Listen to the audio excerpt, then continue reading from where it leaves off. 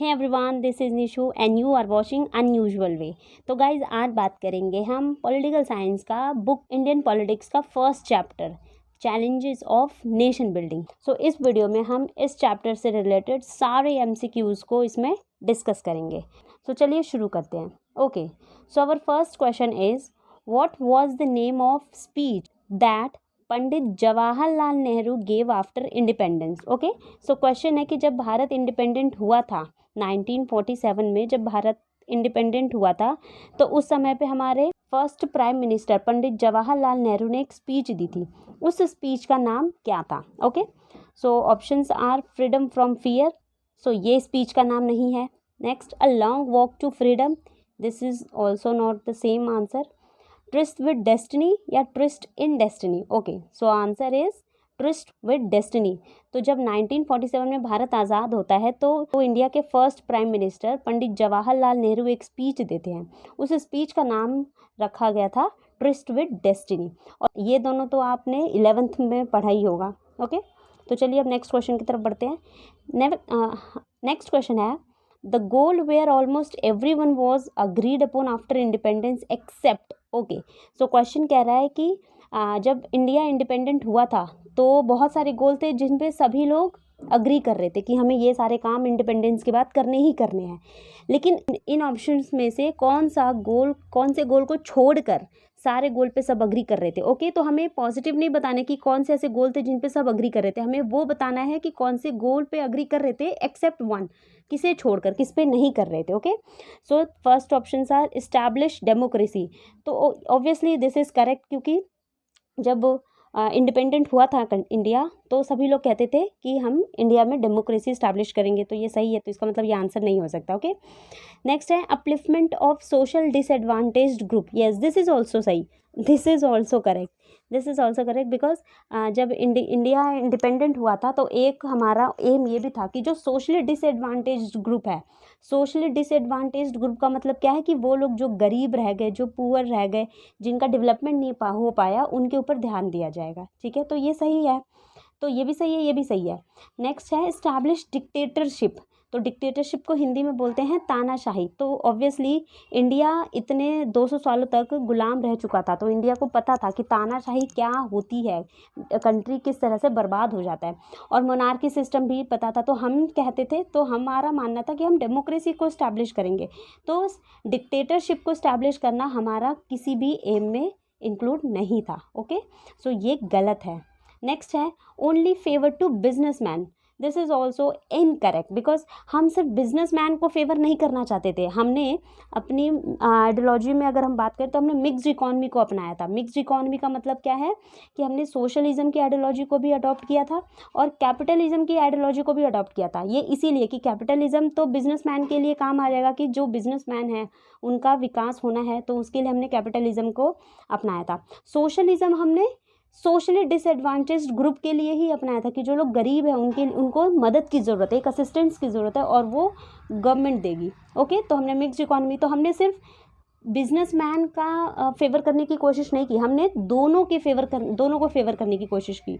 Okay, तो इसके according तो हमारा फर्स्ट और सेकंड जो ऑप्शन है वो सही है, लेकिन हमें सही नहीं बताना, हमें गलत बताना है, एक्सेप्ट। ओके, तो हमें गलत बताना है, तो दो ऑप्शन है जो गलत है, एक तो है सी और एक है डी। ये इस एम पे हम लोग अग्री नहीं कर रहे थे। Okay, so C and D would be correct answer. देख लेते हैं ऑप्शन में। Okay, C and D, the fourth answer is the correct option here. Okay, अब नेक्स्ट क्वेश्चन की तरफ बढ़ते हैं। How many princely states were in India after independence. So बहुत ईजी क्वेश्चन है कि जब भारत आज़ाद होता है तो कितने प्रिंसली स्टेट्स हैं। अब ना प्रिंसली स्टेट्स क्या होते हैं आपको मालूम होगा, अगर आपने चैप्टर पढ़ा होगा तो। प्रिंसली स्टेट्स मतलब वो था कि यहाँ पे राजा रूल किया करते थे, किंग का यहाँ पे रूल होता था, इसको प्रिंसली स्टेट बोलते हैं। जैसे हम लोग बोलते हैं रजवाड़े, क्योंकि पहले तो राजा लोग ही रूल करते थे, तो रजवाड़े। ओके, और जो राजा लोग थे उनका जो लैंड था, भूमि था, उसको बोलते थे रियासत। तो ऐसे जैसे अभी तो हमने स्टेट में डिवाइड कर रखा है, पूरे कंट्री हमने इंडिया को स्टेट में डिवाइड कर रखा है, लेकिन पहले स्टेट में डिवाइड नहीं था, ये छोटे छोटे प्रिंसली स्टेट में डिवाइड था जहाँ पे राजा रूल करते थे। तो ऐसे कितने प्रिंसली स्टेट थे? वो थे 565 565 प्रिंसली स्टेट्स थे, ठीक है। 566 नहीं थे, 65 600 56 भी नहीं था और 655 भी नहीं था। Okay, so correct option is 565। Please remember this question, this is very important, ये बहुत इंपॉर्टेंट क्वेश्चन है और बहुत ईजी भी है। ओके, तो अब हम बढ़ते हैं अपने नेक्स्ट क्वेश्चन की तरफ। Sardar Patel was dash and dash after partition, या यहाँ पे पार्टीशन बोले या फिर यहाँ पे इंडिपेंडेंस बोले, तो आज़ादी के बाद या भारत के पार्टीशन के बाद सरदार पटेल क्या थे, ठीक है। So the prime minister and home minister, तो आपको पता है कि हमारे जो फर्स्ट प्राइम मिनिस्टर थे वो तो जवाहरलाल नेहरू थे, ठीक है, तो ये गलत हो गया। नेक्स्ट है chief minister and foreign minister, तो चीफ मिनिस्टर और फॉरेन मिनिस्टर भी नहीं थे क्योंकि फॉरेन मिनिस्टर तो हमारे पंडित जवाहरलाल नेहरू ही थे। सी ऑप्शन कहता है deputy prime minister and home minister, so this is correct. Sardar Vallabhbhai Patel पहले डिप्टी प्राइम मिनिस्टर बने थे और होम मिनिस्टर भी थे, समझ में आ गया। तो अभी जैसे डिप्टी प्राइम मिनिस्टर की पोस्ट नहीं होती है, लेकिन जब इंडिपेंडेंट हुआ था इंडिया तो उस समय पे प्राइम मिनिस्टर की भी पोस्ट रहती थी और डिप्टी प्राइम मिनिस्टर की भी पोस्ट थी, ठीक है। So C is the correct option. Agriculture minister and foreign minister नहीं थे वो, ठीक है, तो आप ये याद रखिए। नेक्स्ट क्वेश्चन है which princely states did not want to merge in India, तो जब भारत आज़ाद हुआ तो ये जो बहुत सारी रियासतें थीं जो आपस में डिवाइडेड हो गई थी, फिर इनका सरदार वल्लभ भाई पटेल डिसाइड करते हैं कि इनको भारत में विलय कराया जाएगा, इनको भारत में मर्ज कराया जाएगा, लेकिन ये भारत में मर्ज नहीं होते हैं। तो ऐसे कौन से स्टेट्स हैं जो भारत में मर्ज नहीं होते हैं, तो वैसे तो 4 स्टेट्स हैं, लेकिन इनमें ऑप्शन देख लेते हैं हम लोग। फर्स्ट है जम्मू कश्मीर, तो जम्मू कश्मीर भारत में अडॉप्ट नहीं होना चाहता था, ये अंत तक भी भारत में अडॉप्ट नहीं होना चाहता था। गुजरात ये नहीं था, मिज़ोरम भी नहीं था, यूपी भी नहीं था। Okay, so the correct option is Jammu Kashmir. Jammu Kashmir ही था जिसके रूलर थे हरि सिंह, और ये भारत में विलय होने से इनकार कर रहे थे अंत तक, लेकिन बाद में फिर विलय इनका हो जाता है भारत में। Okay, so the next question is what was being signed with princely states for becoming part of India। Okay, जब भारत आज़ाद हो गया तो जो प्रिंसली स्टेट्स ये डिसाइड करा गया था कि ये जो प्रिंसली स्टेट्स हैं इनको प्रिंसली स्टेट्स नहीं रहेंगे, ये भारत में इसको विलय करा जाएगा। तो व्हाट वाज साइंड, तो इनको प्रिंसली स्टेट्स को इस भारत में विलय कराने के लिए एक डॉक्यूमेंट साइन करवाया जा रहा था, उस डॉक्यूमेंट का नाम क्या था। ओके, ये बात है, ये क्वेश्चन है। First is Bombay plan. Bombay plan अगर आप आगे पढ़ेंगे, Bombay plan second 5 year plan के द्वारा लाया गया था, ये बिजनेसमैन के द्वारा था, ठीक है, तो ये नहीं है। Instrument of accession, so this is correct. Instrument of accession ही वो अग्रीमेंट था जिसको साइन करके सभी प्रिंसली स्टेट्स भारत में विलय कर रहे थे। अगर हम नेक्स्ट ऑप्शन की बात करें टू नेशन थ्योरी, तो मालूम है कि टू नेशन थ्योरी किसकी थी, ये था, इस two nation theory Muslim League के द्वारा प्रपोज करा गया था और इसी के तहत भारत का पार्टीशन हुआ जिसमें इंडिया और पाकिस्तान 2 कंट्री बनी। पैरामाउंट्सी ऑफ ब्रिटिश, तो पैरामाउंट्सी ऑफ ब्रिटिश भी नहीं है। ये था कि जब भारत में प्रिंसली स्टेट्स थे, तो भारत में 2 तरह के प्रिंसली स्टेट्स थे। पहला तो उन्होंने ब्रिटिशर्स ने कहा था कि भाई एक राजा होगा वही उसमें रूल करेगा, लेकिन वो रहेगा ब्रिटिशर्स के अंडर। लेकिन जो रियासतें भारत में विलय नहीं होना चाहते थे, मतलब कि जो राजा के कंट्रोल में नहीं रहते थे, वो उनको कंट्रोल सीधा ब्रिटिश करते थे, ठीक है, तो उसको बोलते हैं पैरामाउंट्सी ऑफ ब्रिटिश। तो करेक्ट ऑप्शन है हमारा इंस्ट्रूमेंट ऑफ एक्सेशन। तो इंस्ट्रूमेंट ऑफ एक्सेशन ही वो अग्रीमेंट है जिसको साइन करके सभी प्रिंसली स्टेट्स भारत में विलय हो रहे थे। ओके, तो अब नेक्स्ट क्वेश्चन की तरफ देखते हैं। Where was plebiscite conducted to join India after independence. Okay, तो कौन से प्रिंसली स्टेट में प्लेबिसाइड कंडक्ट करवाया गया था। प्लेबिसाइड का मतलब होता है जनमत संग्रह, हिंदी में इसको बोलते हैं जनमत संग्रह। मतलब ऐसा कौन सा स्टेट था जहाँ पे ओपन वोटिंग कराई गई थी, ठीक है, जहाँ पे ओपन वोटिंग कराई गई थी कि तुम भारत में विलय होना चाहते हो या पाकिस्तान में विलय होना चाहते हो। तो जम्मू कश्मीर तो नहीं, जम्मू कश्मीर के रूलर जो थे वो हरि सिंह थे और उन्होंने बाद में जाके साइन कर दिया था, तो इनके साथ ये इस प्रिंसली स्टेट में प्लेबिसाइड कंडक्ट नहीं कराया गया था। हैदराबाद के तो रूलर थे निजाम, जिनके साथ स्टैंड स्टिल अग्रीमेंट साइन हुआ था, तो ये भी नहीं है। नेक्स्ट है मणिपुर के बारे में ऐसा कुछ नहीं लिखा है। मणिपुर के बारे में आपको ये याद करना है कि एक ऐसा स्टेट था जहाँ पे फर्स्ट टाइम वोट कराया गया था, इलेक्शन कंडक्ट कराया गया था, किसके बेस पे, यूनिवर्सल एडल्ट फ्रेंचाइज के बेस पे यहाँ पे इलेक्शन कंडक्ट करवाया गया था। तो बचा कौन सा, जूनागढ़। यस, जूनागढ़ ही वो प्रिंसली स्टेट था जहाँ पर प्लेबिसाइट को कंडक्ट करवाया गया था, क्योंकि यहाँ के जो रूलर थे वो थे मुस्लिम और यहाँ की जो जनता थी वो हिंदू थी। तो ये पाकिस्तान में विलय होना चाहते थे रूलर के अकॉर्डिंग, लेकिन वहाँ की जो जनता थी वो हिंदुस्तान में मतलब इंडिया में इंक्लूड होना चाहती थी। तो यहाँ पे ओपन वोटिंग कराई गई थी। आप देख सकते हैं, देखिए भारत का मैप, और ये रहा गुजरात। तो गुजरात में ही ये जो ब्लैक सा दिख रहा है आपको, ये था इतना बड़ा, ये था जूनागढ़। ओके, तो यहीं पे प्लेबिसाइट को कंडक्ट करवाए गए थे। बहुत इंपॉर्टेंट क्वेश्चन है, प्लीज़ रिमेंबर इट। ओके, तो चलिए बढ़ते हैं अपने नेक्स्ट क्वेश्चन की तरफ। Stand still agreement was held between, अब एक अग्रीमेंट करवाया गया था जिसका नाम था स्टैंड स्टिल अग्रीमेंट। अब ये आपको बताना है कि ये किन लोगों के बीच हुआ था, किन दो कंट्रीज़ के बीच या प्रिंसली स्टेट या कंट्री के बीच हुआ था। तो फर्स्ट ऑप्शन है इंडिया एंड पाकिस्तान। तो इंडिया और पाकिस्तान के साथ तो नहीं हुआ था, ठीक है। इंडिया और पाकिस्तान के बारे में हम लोग बात करेंगे तो हम टू नेशन थ्योरी के बारे में बात करेंगे। टू नेशन थ्योरी की वजह से इनका डिवीजन हुआ था।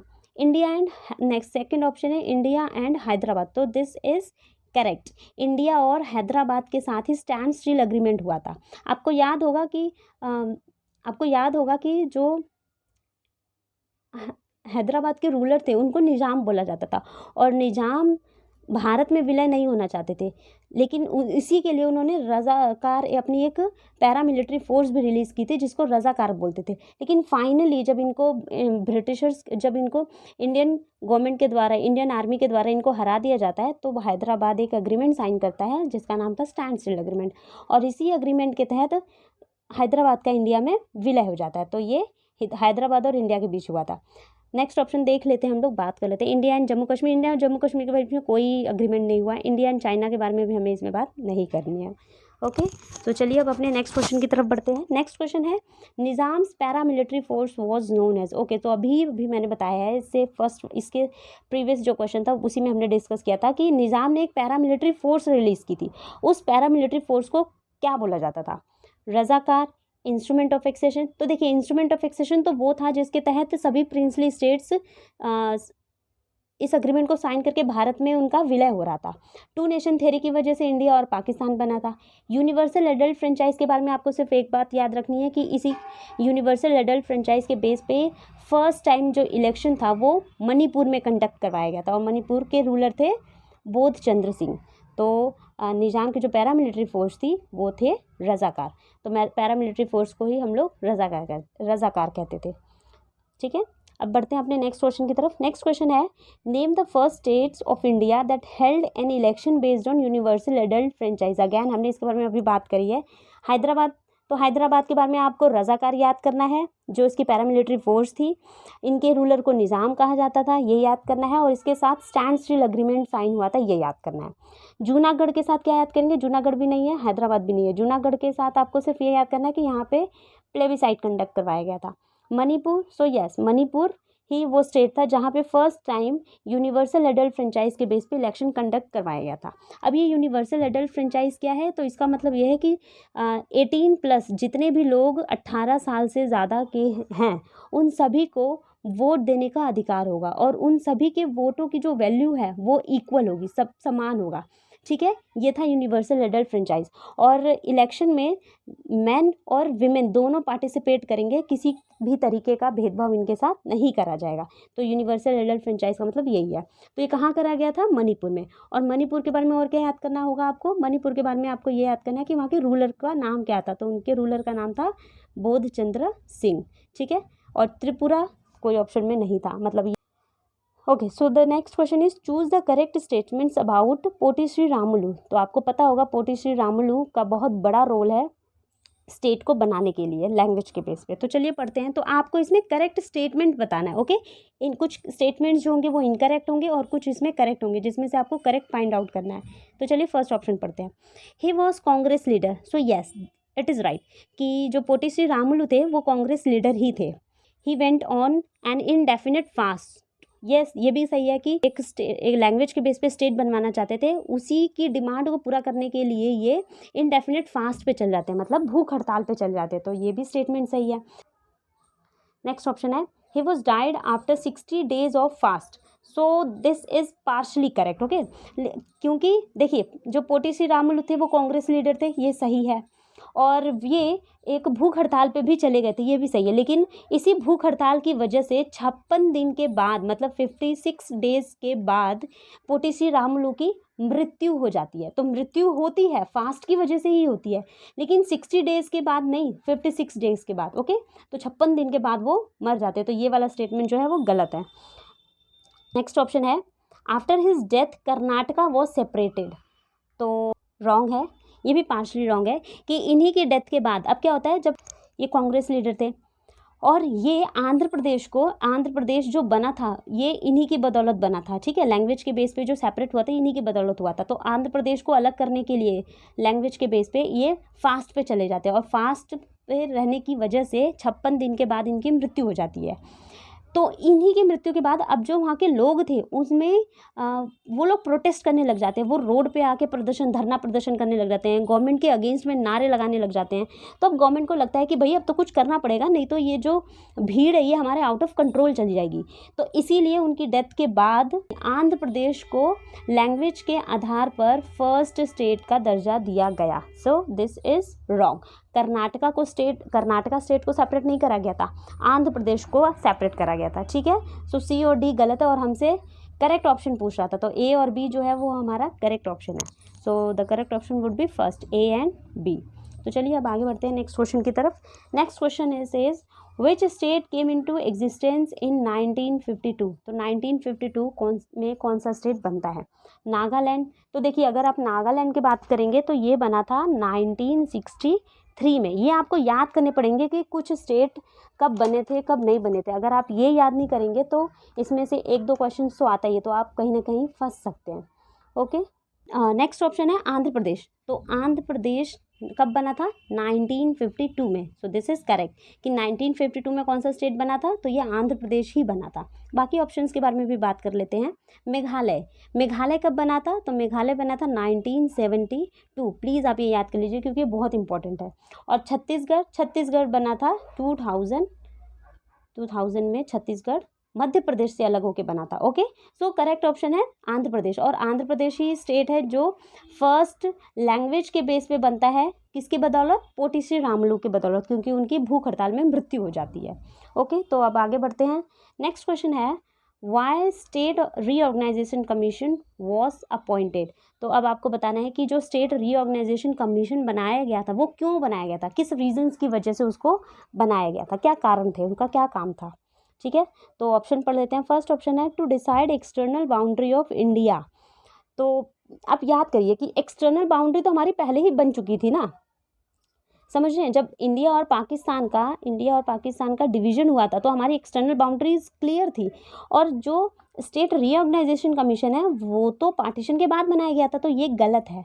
ठीक है, नेक्स्ट ऑप्शन है टू डिसाइड बेस और criteria for redrawing the boundaries of states of India. So this is correct. ये क्या कह रहा है कि ये डिसाइड करा गया, ये जो स्टेट रीऑर्गेनाइजेशन कमीशन बनाया गया था ये इसलिए बनाया गया था ताकि ये एक क्राइटेरिया सेट कर पाए कि किसकी वजह से, किसके बेस पर हम स्टेट्स को सेपरेट करें। ठीक है, तो जब गवर्नमेंट को ऊपर प्रेशर आता है, जब 1952 में वो आंध्र प्रदेश को एक स्टेट का दर्जा दे देता है तो गवर्नमेंट के ऊपर प्रेशर आ जाता है। अब क्या होता है, बाकी स्टेट्स जो थे वो भी डिमांड करने लग जाते हैं। अभी होता है ना कि घर में आपने किसी छोटे बच्चे को कोई सामान दे दिया तो बाकी बच्चे अब रोने लगेंगे उसके लिए, तो बाकी स्टेट्स भी यही डिमांड करते हैं कि हमें भी लैंग्वेज के आधार पे सेपरेट स्टेट का दर्जा दे दिया जाए।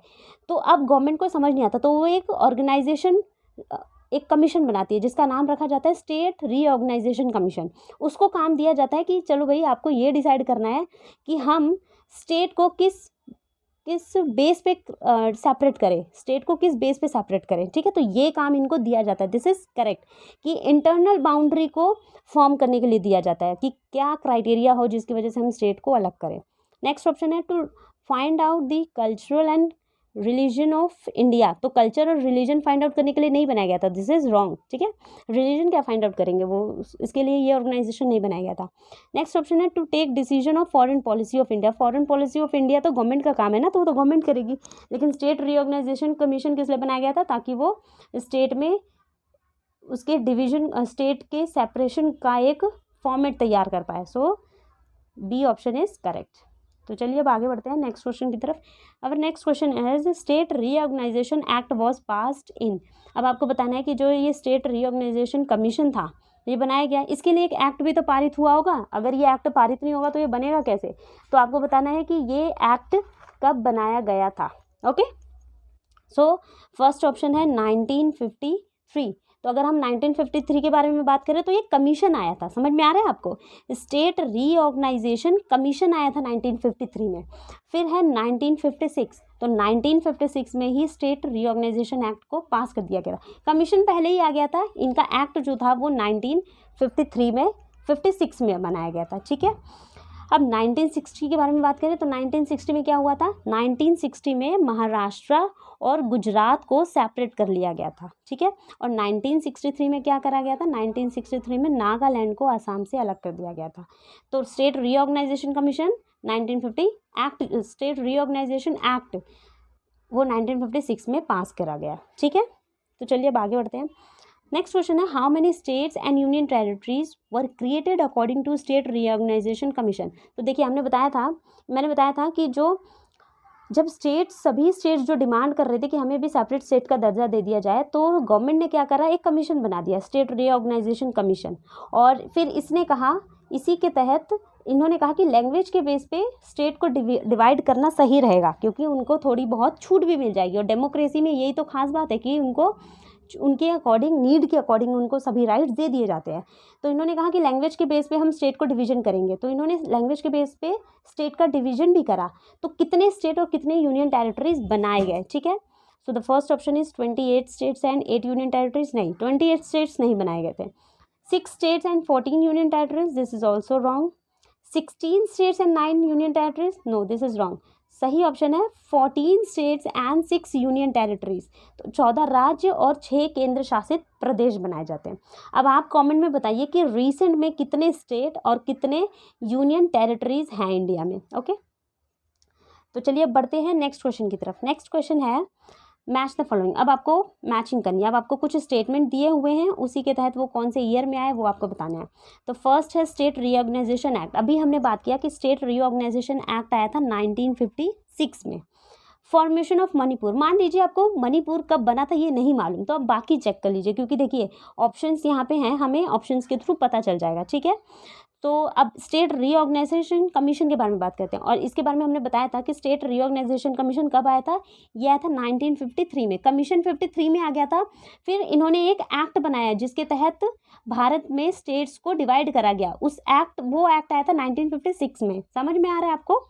नेक्स्ट ऑप्शन है report of state reorganisation commission. तो इसी स्टेट रीऑर्गेनाइजेशन कमीशन ने एक रिपोर्ट भी बनाई थी। ये रिपोर्ट कब बनाई थी? 1955 में। तो आप ऐसे समझिए कि 1953 में पहले ये कमीशन बनाई जाती है। ठीक है, 1953 में ये कमीशन बना दी गई। कमीशन बनाने के बाद ये कमीशन एक रिपोर्ट, अपनी रिपोर्ट जारी करती है। वो करती है 1955 में। अब वो रिपोर्ट का नाम क्या था? Report of state reorganisation commission. अब ये जब रिपोर्ट आती है उसके बाद स्टेट रीऑर्गेनाइजेशन एक्ट आता है 1956 में। ठीक है, तो थोड़ा होश पोश हो गया है, मैं आपके लिए थोड़ा क्लियर कर देती हूँ so that you could understand क्या लिखा है। ओके, तो फर्स्ट ऑप्शन आएगा, फर्स्ट ऑप्शन सी। तो पहले देख लेते हैं कि सी ऑप्शन फर्स्ट में किस में सी लिखा है। तो देखिए फर्स्ट में B, this is wrong. First D, this is also wrong. तो फर्स्ट में सी थर्ड है और फोर्थ है। बाकी नीचे का देखिए सेकंड भी सेम है और थर्ड ऑप्शन हम लोग देख लेते हैं, फोर्थ भी सेम ही है। तो थर्ड ऑप्शन से हम देखेंगे तो पता चल जाएगा। अब क्या बचा? State reorganisation commission. State reorganisation commission कब आया था? ये आया था 1953 में। तो थर्ड का हो जाएगा बी। तो देख लेते हैं थर्ड का बी किस में है, और थर्ड का जो बी है वो इसमें है। ध्यान से देखिए क्योंकि एक में डी भी लिखा हुआ है, तो दिस इज रॉन्ग। तो third option would be correct. देखिए ये वाले ऐसे क्वेश्चन आप तभी सॉल्व कर पाएंगे जब आपको ये पता होगा कि कौन सी कमीशन कब बनी थी, एक्ट कब आया था, स्टेट कब कब बना था। तो ऐसे क्वेश्चन जरूर आएंगे। ओके, तो आप इस पर थोड़ा ध्यान दीजिए। अब नेक्स्ट क्वेश्चन की तरफ बढ़ते हैं। नेक्स्ट क्वेश्चन है name the original state from which the following states were carved out. अब आपको ये बताना है कि जैसे गुजरात हो गया, हरियाणा है, मेघालय और छत्तीसगढ़, ये इनके ओरिजिनल स्टेट्स बताने हैं कि ये किन स्टेट से अलग करे गए हैं। मतलब ये पहले ऐसा था कि बहुत सारे स्टेट्स तो एक ही थे, उनको फिर सेपरेट करा गया था। तो आपको बताना है कि वो जो सेपरेशन हुआ था वो कौन से स्टेट्स के, पहले ये स्टेट्स एक ही थे, ठीक है। तो फिर बढ़ी डिमांड उठी कि हमें हमारी लैंग्वेज अलग है, हमको अलग कर दिया जाए। तो फिर उनको उस ओरिजिनल स्टेट से उनको अलग कर दिया जाता है। तो आपको ये बताना है, ओके। तो गुजरात को कौन से स्टेट से अलग करा गया होगा? आप देखिए मैप देखिए, आपको सब समझ में आ जाएगा। देखिए गुजरात, गुजरात की बॉर्डर किससे कनेक्टेड है? एक तो राजस्थान से, दूसरा मध्य प्रदेश और तीसरा महाराष्ट्र से। तो ये दोनों नहीं है, इसका ऑप्शन है महाराष्ट्र, क्योंकि पहले गुजरात और महाराष्ट्र एक ही था, महाराष्ट्र के नाम से। समझ में आ रहा है? तो गुजरात को महाराष्ट्र से अलग करा गया, क्योंकि ये मराठी बोलते थे और ये गुजराती बोलते थे। तो फिर 1960 में ये डिमांड गुजरात की तरफ से उठी कि हमारी जो लैंग्वेज है वो अलग है, तो हमको सेपरेट कर दिया जाए। तो इसी के तहत गुजरात को महाराष्ट्र से अलग कर दिया जाता है 1960 में, ठीक है। तो फर्स्ट का तो सेकंड होगा। अब हरियाणा, अब देखिए मैप में देखिए, आपको सब समझ में आएगा। मैप अगर आप पढ़ेंगे ना तो आपको ज़्यादा ध्यान देने की ज़रूरत नहीं पड़ेगी। छोटा सा दिख रहा है, ये रहा हमारा हरियाणा, ये रहा दिल्ली जिसमें है। तो ये रहा हरियाणा, और हरियाणा जो बॉर्डर से चिपका हुआ है, सटा हुआ है, जो बॉर्डर शेयर करता है वो पंजाब के साथ ज़्यादा शेयर करता है। मतलब ये दिल्ली यूपी के साथ और राजस्थान के साथ भी शेयर करता है, लेकिन हरियाणा को पंजाब से अलग करा गया था, ठीक है।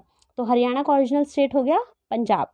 मेघालय, अब आप ये मान लीजिए कि ये जो 7 स्टेट्स अभी हैं नॉर्थ ईस्ट में जितने भी स्टेट्स हैं, वो सब पहले असम के नाम से ही था। मतलब कि सब कुछ असम था, असम के नाम से ही वो पूरा स्टेट ही असम था।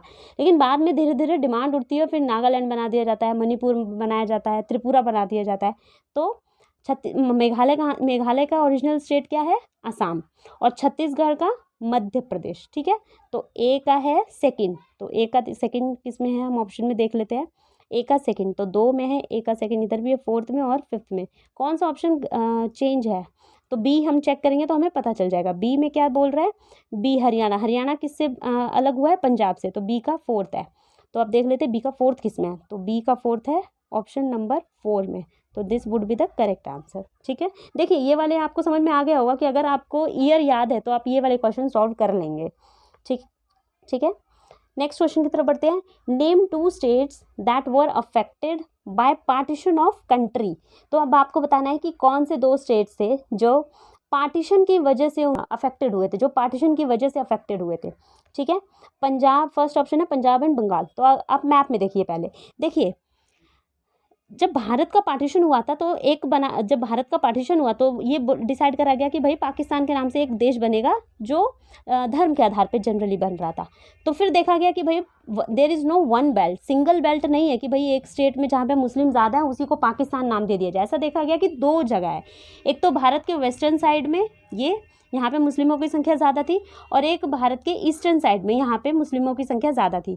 तो ये डिसाइड करा गया कि पाकिस्तान को 2 भागों में बनाएगा, 2 लैंड में तोड़ दिया जाएगा, डिवीजन कर दिया जाएगा। तो एक का नाम रखा गया वेस्ट पाकिस्तान, और जो इधर था इसका नाम रखा गया ईस्ट पाकिस्तान, ठीक है। तो अब जो ये पाकिस्तान का जो बॉर्डर है वो किससे शेयर होता था? पंजाब से। और पंजाब में भी मुस्लिम भी थे और हिंदू भी थे, सिख भी थे। तो पंजाब का भी डिवीज़न हो जाता है। और इधर जो ये ईस्ट पाकिस्तान, जो अभी हमारा बांग्लादेश है, वो पहले ईस्ट पाकिस्तान था, ठीक है। तो जब ईस्ट पाकिस्तान को बनाया जाता है तो ईस्ट पाकिस्तान का जो बॉर्डर है वो शेयर करता था वेस्ट बंगाल से। समझ में आ रहा है? तो यही 2 स्टेट्स थे जहाँ पर पार्टीशन की वजह से दंगे बढ़े। दंगे कैसे? मतलब अब इनको भी डिवाइड कर दिया गया था, पाकिस्तान को भी आधा डिवाइड कर दिया, पंजाब को भी आधा डिवाइड कर दिया गया था, आधा पंजाब गया था पाकिस्तान में, और जो वेस्ट बंगाल था उसका भी डिवीजन हो गया था। अब आपको समझ में आ रहा है कि वेस्ट बंगाल का नाम वेस्ट बंगाल क्यों है? क्योंकि मतलब ईस्ट बंगाल तो हमारे यहाँ कोई नहीं है, लेकिन पहले क्या था कि ये जो हमारा वेस्ट बंगाल है और जो बांग्लादेश है वो एक ही था, जिसमें बांग्ला लैंग्वेज बोली जाती थी। लेकिन जब पार्टीशन हुआ तो क्योंकि इसमें मुस्लिम भी थे तो इसको 2 भागों में बांट दिया गया। तो इसीलिए हमने इस स्टेट का नाम रखा वेस्ट बंगाल। तो आपको समझ में आ गया होगा कि पश्चिम बंगाल क्यों बोला जाता है, ठीक है। तो यही करेक्ट ऑप्शन है। पंजाब और बंगाल ही थे जहाँ पर पार्टीशन की वजह से दंगे, राइट्स बढ़ गए थे और धर्म के नाम पे ये दंगे हो रहे थे, कम्युनल जोन बन गया था, यहाँ पे बहुत दंगे हो रहे थे, ठीक है।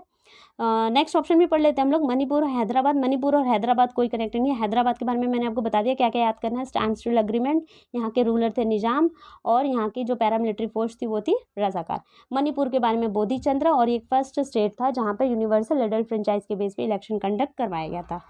असम और बिहार के बारे में कुछ नहीं है, पंजाब और असम के बारे में भी नहीं। तो पंजाब और बंगाल ही है जहाँ पर पार्टीशन के थ्रू इन्होंने बहुत सफ़र किया। ठीक है, तो अब बढ़ते हैं अपने नेक्स्ट क्वेश्चन की तरफ। नेक्स्ट क्वेश्चन है which statement about the partition is incorrect. तो आपको कुछ स्टेटमेंट दिए हुए हैं related to Pakistan, related to partition. अब आपको बताना है कि इसमें से गलत कौन सा है। सही नहीं पूछ रहा है, गलत पूछ रहा है, मार्क द वर्ड्स, गलत पूछ रहा है। तो फर्स्ट है partition of India was outcome of the two nation theory. This is correct कि पार्टीशन किसकी वजह से हुआ था, टू नेशन थ्योरी की वजह से ही हुआ था। और टू नेशन थ्योरी किसने डिमांड करी थी, मुस्लिम लीग ने। मुस्लिम लीग के द्वारा टू नेशन थ्योरी की डिमांड करी गई थी। सेकेंड ऑप्शन है Punjab and Bengal were two provinces divided on the basis of religion. So this is correct. Punjab और बंगाल को रिलीजन के आधार पे इसको डिवाइड कर दिया जाता है। जब पाकिस्तान और इंडिया बनता है तो क्योंकि पंजाब का बॉर्डर पाकिस्तान के साथ और वेस्ट पाकिस्तान के साथ और ईस्ट पाकिस्तान के साथ बंगाल का बॉर्डर शेयर कर रहा था, तो इसको भी धर्म के नाम पे, धर्म की वजह से इसको डिवाइड कर दिया गया था। ठीक है, तो आधा पंजाब जो था पाकिस्तान चला गया और आधा बंगाल जो था वो भी ईस्ट पाकिस्तान में चला गया। तो दो ऑप्शन तो सही है। नेक्स्ट ऑप्शन पढ़ लेते हैं, हमें इनकरेक्ट ऑप्शन बताना है। So East Pakistan and West Pakistan were not contiguous. Contiguous का मतलब होता है शेयरिंग बॉर्डर की, मतलब ये लोग जो ईस्ट पाकिस्तान था और वेस्ट पाकिस्तान था वो अपने बॉर्डर को शेयर नहीं कर रहा था। तो आप देखिए दिस इज़ करेक्ट कि देखिए ईस्ट पाकिस्तान और वेस्ट पाकिस्तान अपने बॉर्डर शेयर नहीं कर रहे थे। ईस्ट पाकिस्तान इधर है, वेस्ट पाकिस्तान इधर है, तो ये अपने बॉर्डर शेयर नहीं कर रहे। This is correct. ठीक है, तो कॉन्टिजुअस का मतलब है ये अपने बॉर्डर को शेयर नहीं कर रहे थे। This is also correct. Last option है scheme of partition included a plan for transfer of population across the border. This is wrong कि जब भारत का पार्टीशन हुआ था तो हमने ये सोचा भी नहीं था कि धर्म के नाम पे लोगों का आवागमन इधर से उधर जाने में इतने दंगे हो जाएंगे। ये बिल्कुल अनप्लान था, ये प्लान नहीं करा गया था कि हम किस तरह से ये पॉपुलेशन को पाकिस्तान भेजेंगे या पाकिस्तान की पॉपुलेशन को, जो हिंदू हैं जो भारत आना चाहते हैं, उनको इंडिया लाएंगे। और ये अनप्लान था और ये बहुत भयंकर तरीके से लड़ाई झगड़े दंगे बढ़ जाते हैं। आपने गदर मूवी देखी होगी, जो अभी आई है वो नहीं, पहले वाली, तो आपको पता होगा कि कितना धर्म के नाम पे दंगे हुए थे। सो गलत ऑप्शन बताना था, मैं इनकरेक्ट ऑप्शन बताना था, तो इनकरेक्ट ऑप्शन यही है कि हमने कोई प्लान नहीं करा था। So third option, fourth option would be correct answer. अब नेक्स्ट है match the principle with the instances. अब आपको कुछ स्टेटमेंट दी हुई है, उससे रिलेटेड कुछ स्टेट भी दिए हुए हैं, तो फर्स्ट पढ़ लेते हैं। फर्स्ट है mapping of boundary on the religious ground. तो वो स्टेट बताने हैं जो रिलीजन के बेस पे अलग हुए थे। तो हमने अभी बात करी थी कि रिलीजन के बेस पे कौन अलग हुआ था, रिलीजन के बेस पे इंडिया और पाकिस्तान अलग हुआ था। ठीक है, धर्म के नाम पे तो इंडिया और पाकिस्तान अलग हुए थे कि हिंदू इंडिया रहेंगे और मुस्लिम जो है वो पाकिस्तान रहेंगे। नेक्स्ट है mapping of boundaries on the grounds of different languages. तो लैंग्वेज के बेस पे कौन से स्टेट्स अलग हुए थे। ठीक है, तो ये ऑप्शन है। अगर देखिए मान लीजिए ये ऑप्शन आपको नहीं आता, मतलब इस स्टेटमेंट के बारे में आपको कोई नॉलेज नहीं है, तो आप इसको छोड़ दीजिए। थर्ड पढ़िए demarcating boundaries with in a country bye geographical zone. तो मतलब कि इसमें स्टेटमेंट में कह रहा है कि जियोग्राफिकल जोन की वजह से, मतलब जोग्राफिकल सिचुएशन वहाँ की अलग थी, तो ऐसे कौन से स्टेट हैं जो जोग्राफी के अकॉर्डिंग अलग करे गए। तो आप इधर देखिए, आपको समझ में आ जाएगा। देखिए दो स्टेट से, जैसे हिमाचल प्रदेश और ये उत्तराखंड। अब आप देखेंगे कि जो उत्तराखंड था वो पहले उत्तर प्रदेश का ही पार्ट था और हिमाचल प्रदेश पंजाब और हरियाणा का ही, पंजाब और हरियाणा का पार्ट था। लेकिन क्या होता है, आप देखिए कि ये पहाड़ी एरिया है, समझ रहे हैं आप, हिली एरिया, माउंटेन्स है उत्तराखंड में भी और हिमाचल प्रदेश में भी। तो फिर यहाँ से इन लोगों की डिमांड उठी कि भाई हमारा जो जोग्राफिकल लोकेशन है वो इनसे अलग है, क्योंकि उत्तर प्रदेश में पूरा प्लेन एरिया है, पंजाब भी प्लेन एरिया है। तो ये हिमाचल प्रदेश डिमांड करते हैं कि हमारा जोग्राफी अलग है, तो हमें एक अलग स्टेट का दर्जा दे दिया जाए। और इसी तरीके से उत्तराखंड भी डिमांड करता है कि हमें एक सेपरेट स्टेट का दर्जा दे दिया जाए। तो अब आपको समझ में आ गया होगा कि ज्योग्राफिकल जोन की वजह से कौन से स्टेट्स का डिवीजन हुआ था, हिमाचल प्रदेश और उत्तराखंड। ठीक है, तो थर्ड का हो जाएगा हमारा फोर्थ। अब डी बचा demarcating boundaries with in a country on administrative and political grounds. तो एडमिनिस्ट्रेटिव और पॉलिटिकल ग्राउंड्स की वजह से कौन से स्टेट्स का विभाजन हुआ, तो ये था झारखंड एंड छत्तीसगढ़। देखिए इधर देखिए, पहले क्या हुआ था, जो झारखंड था वो बिहार का ही पार्ट था और छत्तीसगढ़ मध्य प्रदेश का पार्ट था।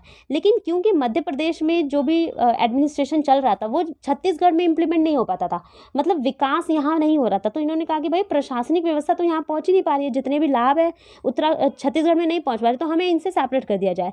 सेम सिचुएशन बिहार और झारखंड के साथ भी हुआ।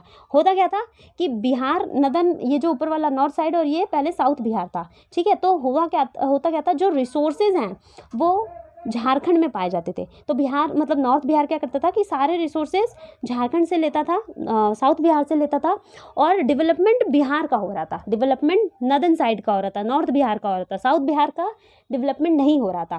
फिर एडमिनिस्ट्रेशन भी सही से काम नहीं करता था, तो भाई फिर झारखंड वालों ने भी डिमांड करा कि हमें एक सेपरेट स्टेट्स बना दिया जाए, हमें अलग कर दिया जाए, हमारा ये वैसे भी विकास नहीं हो रहा है, कोई डेवलपमेंट नहीं हो रहा है, तो फिर इनको हमें अलग कर दिया जाए, हम अपना विकास खुद ही कर लेंगे। तो ये एडमिनिस्ट्रेशन के बेस पे अलग होते हैं, कौन, झारखंड और छत्तीसगढ़, ठीक है। आई होप आपको याद होगा, ठीक है। तो एडमिनिस्ट्रेशन के बेस पे कौन अलग होता है, झारखंड एंड छत्तीसगढ़। तो कहाँ पर है ये, झारखंड एंड छत्तीसगढ़, ओके। तो फोर्थ ऑप्शन में आएगा डी। तो बच कौन सा गया,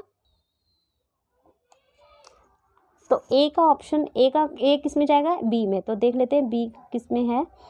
सो ए का होगा बी। देखिए एक ही ऑप्शन से आपका काम हो जाएगा। बी का फर्स्ट है, बी का फर्स्ट क्या कहता है, मैपिंग ऑफ डिफरेंट लैंग्वेज की वजह से कौन से स्टेट बने थे, तो पाकिस्तान और बांग्लादेश और पाकिस्तान में का भी डिवीज़न हुआ था। क्यों हुआ था, देखिए जो वेस्ट पाकिस्तान था उसमें तो उर्दू बोलते थे, लेकिन जो ईस्ट पाकिस्तान था ना वो बांग्ला लैंग्वेज बोलते थे, क्योंकि वो वेस्ट बंगाल से कनेक्टेड थे। तो यहाँ के जो लोग थे ईस्ट पाकिस्तान, ये बांग्ला लैंग्वेज बोलते थे और वेस्ट पाकिस्तान उर्दू लैंग्वेज, ठीक है। तो इसीलिए इनका भी डिवीज़न हो जाता है। तो ये होते हैं लैंग्वेज के बेस पे, ओके। तो ऑप्शन देख लेते हैं हम लोग, ऑप्शन बी का फर्स्ट, सी का फोर्थ है, डी का third. So this is the correct option. आप एक बार मैच भी कर सकते हैं। देखिए डी का आएगा थर्ड और सी का आएगा फोर्थ, डी का थर्ड और सी का फोर्थ। तो इसमें भी देख लीजिए डी का थर्ड और सी का fourth. So this would be correct option. So that's all for today. Further topics और लॉन्ग क्वेश्चंस और शॉर्ट क्वेश्चंस भी हम लोग इसमें डिस्कस करेंगे इसी चैप्टर से नेक्स्ट वीडियो में। So till then keep learning, keep revising the things because it is very important. और अगर आप अभी से तैयारी करेंगे तो आपके बोर्ड के प्रिपरेशन बहुत ईजिली हो जाएगा। Okay, so that's all for today.